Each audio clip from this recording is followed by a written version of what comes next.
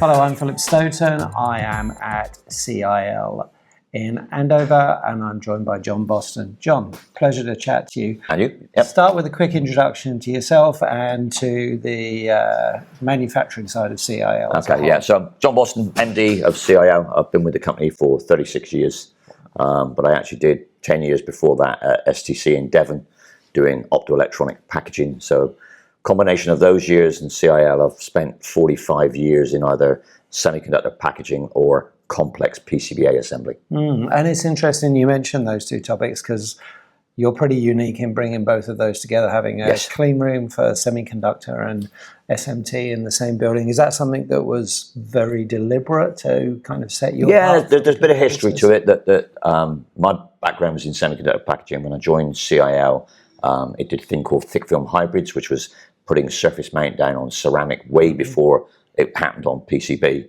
But that market diminished, so about 1995 we went into more of a contract manufacturing market, put surface mount lines in because the microelectronics was dwindling, built up the, let's call it the PCBA, EMS side of the business, and then about 2014, 2015, we really got to a point where we nearly shut the microelectronics down, and then a large customer suddenly increased what they wanted. Okay. And so what we've been doing ever since 2016 is ramping both sides of the business. But you're right. I mean, it's unique in the United Kingdom, and I think there's only one other competitor in Europe that actually does both. Yeah, we've seen a few of the PCB bare board manufacturers in Europe kind of drift into the microelectronics side, which is fascinating. So you kept doing it because one customer ramped up on it. On the microelectronics, lots of customers cross over in both areas, or do they? They do now. I mean, one because of the component shortage 2, 3, 4 years ago, the whole world is now looking at how stretched the supply chains are. So I mean, give you an idea. There's a device here that turns up packaged that we put surface mount down on a board. It goes through 11 countries before it gets to us, and then when that shortage happened, supply chains stopped. And so there is definitely a onshoring stroke rationalizing the supply chain. And of course, they're looking at more the packaging element, the silicon element to try and shorten that.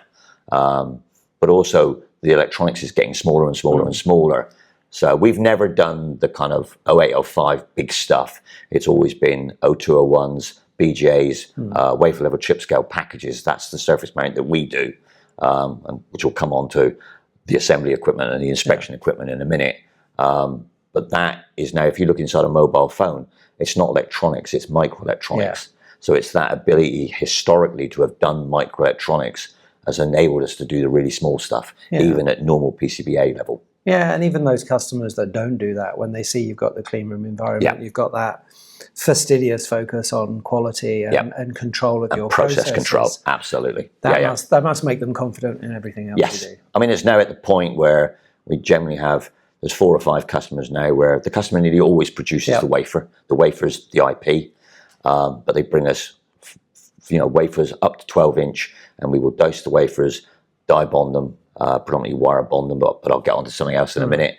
But we wire bond them, package them, overmold them, glob top them, dice them, laser mark them, and then actually take them next door in this facility, put them down onto a surface mount board, do all the through hole, all the tests, and if they require it, actually build the entire product. Again, there's no competitor to that. No, you can go silicon to silicon to box product. Absolutely. Yeah, that's impressive, and it does make you unique, and it gives you something very special. You've got 8 SMT lines across the 2 facilities, consistent equipment.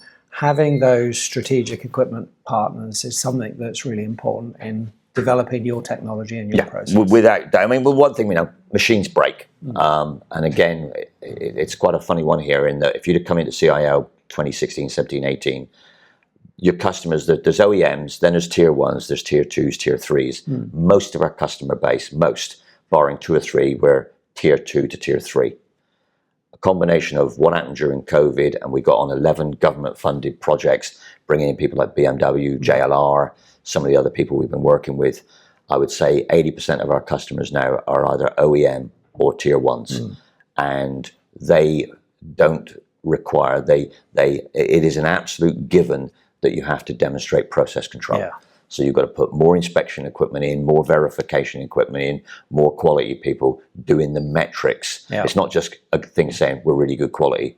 Prove it. Yeah, prove it. Give us traceability. Give us traceability. If we the whole lot. If we do a recall of a vehicle, we want to know where every board is. So going back to your question, it is one of the things I say to all equipment suppliers is getting in here is quite tough. But because one of the things we're looking for is we're not like a catapult or a university. If a piece of equipment breaks or goes down for whatever reason, we're probably going to lose £15,000 to £20,000 a day on that one piece of equipment every single day. It's not massive numbers to compare to some, but it's still a lot of money. But it's only a couple of weeks and you've blown the cost of the machine. Correct, absolutely. So we very much, when we buy a bit of equipment, it's not just its capability, it's the backup and support that goes with it. And then once we've decided on it, like Co-Young or our printers or our placement machines, generally we stick with them. So our printers are nearly all the same manufacturer, the placement machines, same manufacturer, reflow oven, same, inspection equipment, same, die bonders, same. You just build on it. It's fundamental building blocks of the business. Yeah, and when you're looking at those building blocks, you don't just want the best machine, you want the best support, the best training. Correct. You also want to know those companies are going to stay at the leading edge and keep you at the leading edge. Absolutely. Yeah, I mean, you know, again, I can't stress this enough. There's a lot of PCB suppliers out there, or PCBA suppliers, but what we're into in the main is O201s, BGAs, which are old hat now, but things called wafer level chip scale packages. So a BGA typically has ball sizes of 500 microns. We're down at 65 microns, 40 microns, but chips with 4,000 connections on them. We've got products on the microelectronics here now where we're down at 12 microns. So there's chips coming through with 40,000 connections of 12 microns. It's that kind of level of interconnect. Yeah, it's that complexity, isn't it? It's that level. And just give me a broad idea of the mix of markets you operate in, and apart from consumer, you know, there is probably nothing here that an individual can buy in a shop or Amazon or anything like that. It's all what I would call professional equipment. So it ranges from automotive power electronics, premium motorsport, Formula E, normal advanced road cars, not normal road cars, but advanced premium cars, defense electronics, increasingly space. We've always, for 22, 24 years, done downhole oil and gas electronics. So you're talking about electronics that operates at 195 degrees centigrade. It's pulling 20 Gs in 3-axis at that temperature for 4 years. So your process control on that is quite something. So a lot of RF comms, again, everyone thinks we do just power electronics, but 65% of the output of the company is RF electronics. From sort of very, very low frequency right up to about 122 gigahertz, which is it's a very wide window. But again, it's all using O201s, wafer level chip scale packages, and devices that we're assembling from wafer level in this building. And when you look at the market in the UK, you mentioned defence. Obviously, defence is going gangbusters at the moment thanks to geopolitics and all kinds of external factors, but you have a broad mix there, so that gives you a little bit of protection against certain markets. I mean, we try not to get too big into any one customer, too big in any one market, and actually too big into any one process, because it is variable. You've got to be flexible. But there are a number of markets that are booming at the moment, defense being one of them. You just got to play down how you play that one, because it's not a very nice world out there at the moment. No, it's not. It's a tricky one, isn't it? Absolutely. So when you look forward, what's the next stage for the business?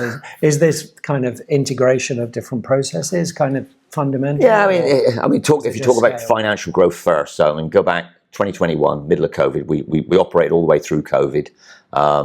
We were doing 15 million turnover. Our end of year is June, just gone. We did 37 million. We are targeting 47 million this year. Wow. So we have trebled in size in 5 years. So are you on target for that in the first half of the year? Absolutely. And there's something going on at the moment. You know, we've just bought, literally in the last week, the other half of this building, we've actually signed off actually building that out. We've just bought another printer, another inspection equipment. We're putting another line in here with another 2 potentials. We've got some very, very sophisticated new equipment going into the clean room, which I would like to expand on in a minute. I just said to the general manager here, you know, at the moment we're going to do this year about 47 million.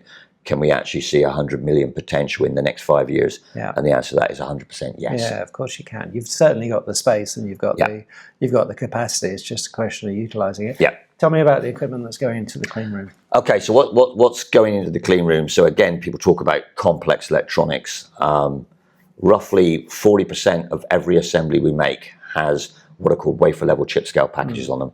And what I'm surprised at is, I would say 90% of the new customers we bring in of all levels, big OEMs, defense primes, have never even seen the technology. Wow. It's what's inside your mobile phone. Yeah. You know, it's not a plastic package with wire bonding and legs. It is the raw semiconductor device, and I'm picking my words carefully because it may not be silicon. It can be silicon, silicon carbide, GaN, indium phosphide, all sorts of other semiconductor materials.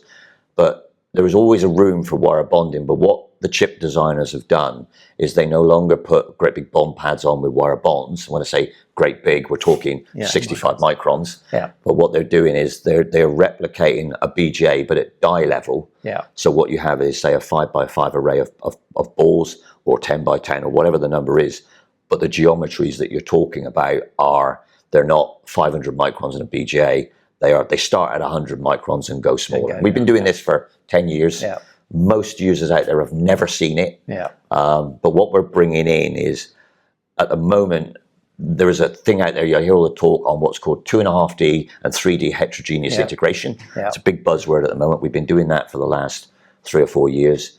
The die or chiplets come into us pre-bumped because it comes out, they're 12 micron diameter. But there is this huge gap in assembly technology between the 12 micron coming out of the fab and how you then put it onto an interposer or a PCB onto something else and then eventually mount it on. Yeah. So it's just different ball sizes. Yeah. So what we're bringing into the UK for the first time, I think it's the first one in Europe, is what's called a laser balling machine. So we are going to cater from 40 microns up to 750 microns. And more importantly, we're going to do it in 3 different alloys. Okay. We're going to do it in SAC 305 for RoHS compliant products. So if someone, most people back in 2005, everything went RoHS. Most people don't realize that military, mil-aero and space is still tin lead. Yeah. Well, they can't use those devices at the moment because you can't get wafer level chip scale packages in tin lead. We're going to do that. Okay. We also make a high number of medical electronics where they're soldered with bismuth. Yeah. And we're going to be putting bismuth balls down. Okay. So what an awful lot of customers will get access to, not just in the UK, but is in Europe, is the ability to use these wafer level chip scale packages, but instead of SAC 305, they can have them in tin lead or bismuth. Yeah. And that has opened up a massive opportunity for us. Absolutely. Plus, when we've done all that packaging, they then go, can you put it on a PCB for us? SMT well, we'll do that as well. And away you go. Yeah. Do you know what, John? One thing you've taught me today is in an EMS industry where a lot of the business is me too, there are lots of different ways to be special. Yeah. And you figured out your own way of being special with the microelectronics. And it's super impressive. Thanks so much for your time. Thanks for talking to me. Thank you. All right.